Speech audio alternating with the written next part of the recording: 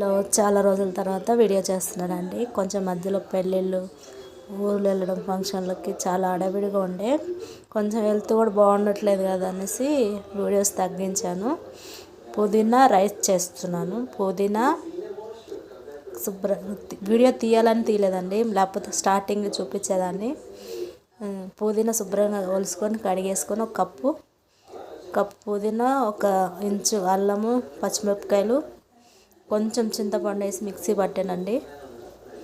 పచ్చిమిరపకాయలు కూడా వేసి మిక్సీ పట్టి కొంచెం ఉప్పు వేసి, చెప్పే కదా వీడియో తీయాలని తీయలేదనేసి, దీంట్లోకి జీడిపప్పు ఒక 10-15 జీడిపప్పు, ఒక 5 లవంగా, ఒక చెక్క, ఒక బిర్యానీ ఆకులు ఒక 3 మంచిగా ఫ్రై అయినాక కొంచెం 1 స్పూను జీలకర్ర వేసి ఫ్రై చేసి, ఒక ఆనియన్స్ మంచి సన్నగా కట్ చేసి ఫ్రై చేసానండి.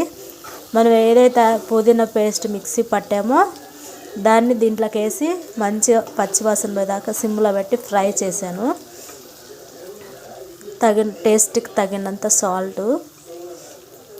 మంచిగా ఫ్రై అయింది కదా, జీడిపప్పు కూడా మంచిగా అయినాయి కదా, పక్కనే రైస్ చేసి పెట్టానండి వేడివేడిగా. మా వారు ఎందుకు అడిగారు ఈరోజు చెయ్యనేసి చేస్తున్నాను అనమాట.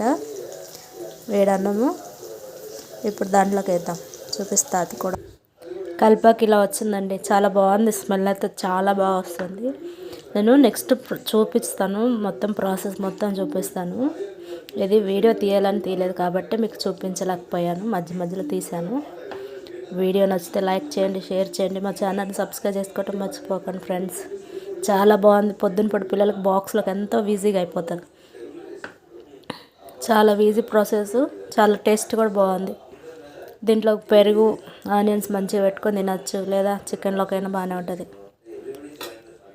వీడియో నచ్చితే లైక్ చేయండి, షేర్ చేయండి, మా ఛానల్ సబ్స్క్రైబ్ చేసుకోవటం మర్చిపోకండి ఫ్రెండ్స్. బాయ్.